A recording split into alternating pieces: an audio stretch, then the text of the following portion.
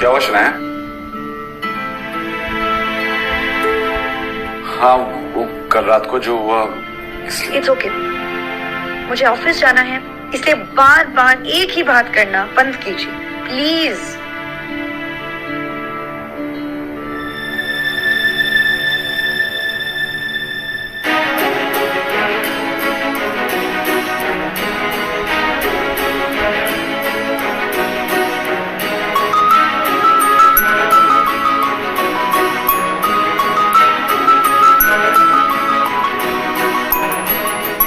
शनाया, आप ये शायद ऊपर भूल गई थी, लगा लीजिए वरना आपके सर में दर्द शुरू हो जाएगा।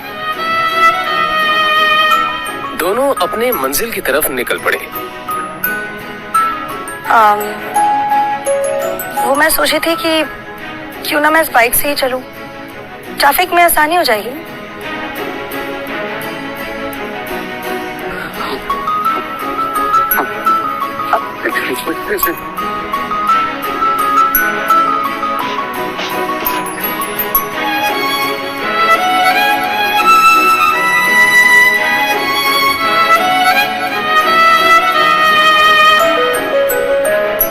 बाइक पर बैठकर शनाया ने आहान के कंधे पर हाथ रखा तो आहान को एक अलग ही एहसास हुआ। शनाया का भी कुछ यही हाल था। आज वो दोनों पहली बार पूरे होश में एक दूसरे के इतने पास थे। अब आप चलेंगे या किसी और का भी इंतजार है?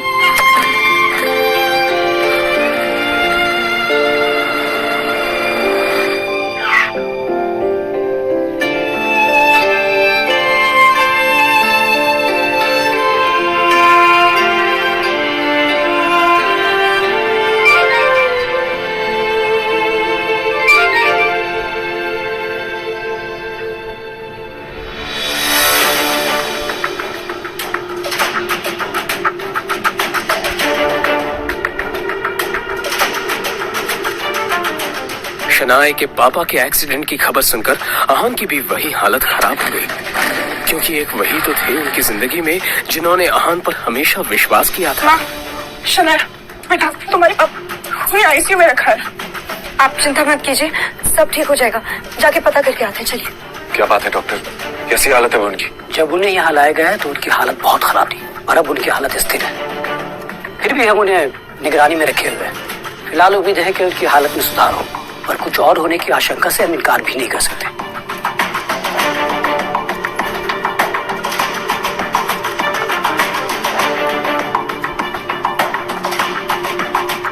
आहान, शनाया और यामिनी जी का पूरा दिन कश्मकश में बीत गया।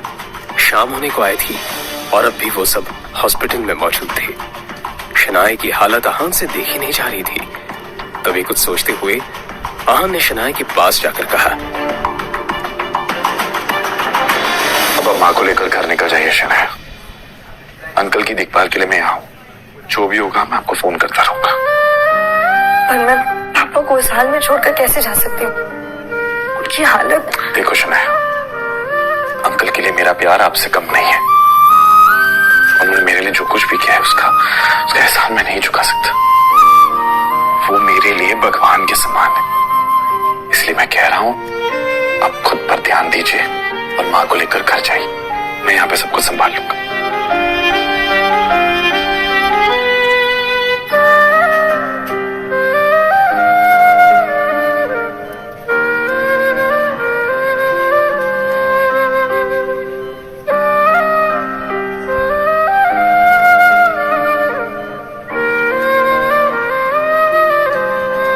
कुछ ही देर में शनाया अपने कमरे पर और यामिनी जी अपने घर पर थी।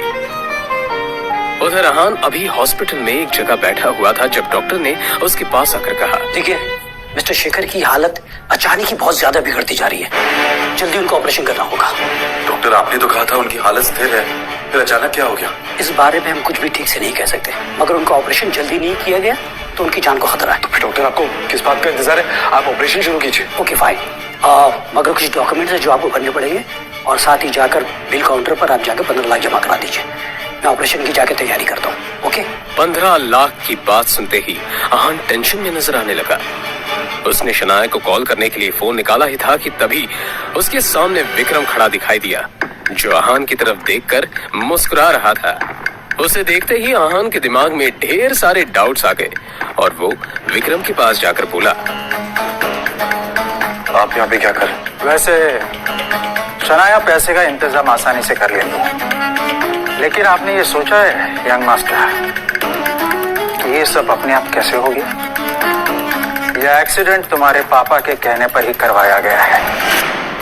हिम्मत कैसी हुई ये करवाने की? आदित्य रायजादा की हिम्मत इतनी ज्यादा है कि उनके एक इशारे पर शेयर मार्केट हिल सकता है। ये तो एक मामूली सा एक्सीडेंट है। ये आपने सही नहीं किया और इसकी कीमत आपको चुकानी ही होगी। बस 15 लाख की तो कीमत है और मैं वो पूरी देने के लिए तैयार हूं। रायजादा ग्रुप को अपना लो। वैसे भी इस कंपनी के सामने 15 लाख ऊंट के मुंह में जीरे समान है।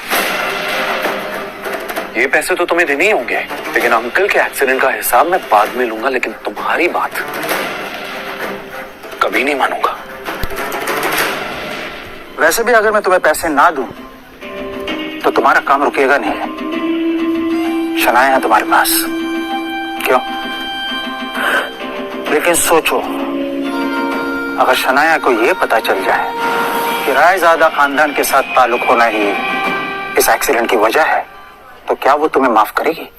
हाँ? तुम्हारा ये जो रिश्ता है धीरे धीरे सही हो रहा है, वो पूरी तरह खत्म हो जाएगा। सच में विक्रम ने बड़ी ही शातिर चाल चली थी और आहान को ये अफसोस हो रहा था कि अभी तक वो इस साजिश को समझ क्यों नहीं पाया था। और हाँ, तुमने अगर ना की तो तुम जानते हो अपने पिताजी को, ये सब यहाँ नहीं रुकने वाला। शनाया भी है ना। आप ऐसा कुछ नहीं करेंगे जिससे शनाया या उसकी फैमिली और मुसीबत में है। मैं आपकी बात मानने को तैयार हूं, लेकिन हाँ, ये बात बाहर नहीं आनी चाहिए कि मैं कौन हूं और ये सब मेरी वजह से हुआ है।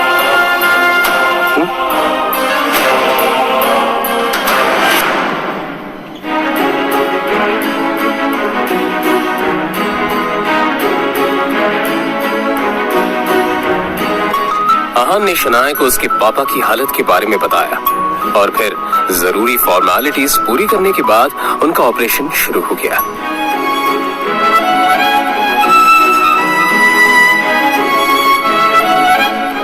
कुछ देर में डॉक्टर ने खबर सुनाई थी कि अब शेखर की हालत ठीक है। ये सुनकर दोनों ने राहत की सांस ली। अब वो मैं पापा के लिए खाना लेकर आई थी, सोचा था उनकी तबीयत बेटर होगी तो उन्हें खिला दूंगी, पर अब आप ही को खाना पड़ेगा।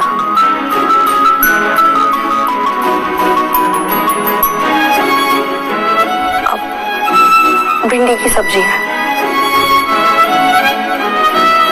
आहान को सच में भूख लगी थी। उसने टिफिन खोला तो अंदर भिंडी की सब्जी रखी हुई थी जो आहान को बहुत पसंद थी। तभी उसे शनाया की बात याद आई कि उसने खाना पापा के लिए बनाया था, मगर उसके पापा शेखर को तो भिंडी से सख्त नफरत थी। मतलब साफ था कि शनाया ने ये खाना आहान के लिए बनाया था। पापा, मैंने क्या?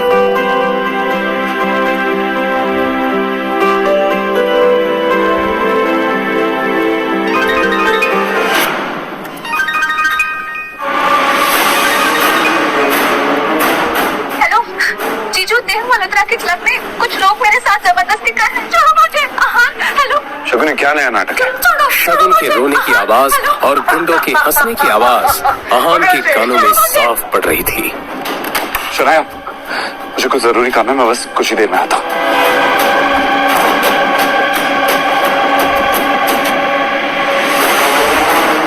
जैसे ही आहान देव मल्होत्रा के क्लब में पहुंचा तो वहां कोई भी नहीं था। पूरा क्लब खाली था। उसे किसी साजिश की बू आ रही थी। धड़कते दिल से आहान थोड़ा और अंदर बढ़ा कि तभी पीछे से किसी ने हाथ में रुमाल लेकर उसके नाक को तेजी से दबा दिया।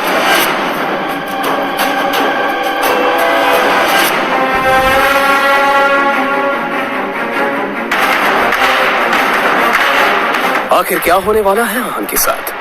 क्या है शौर्य और शकुन की साजिश? जानने के लिए बने रहिए इस कहानी के साथ, सिर्फ और सिर्फ पॉकेट एफएम ऐप पर।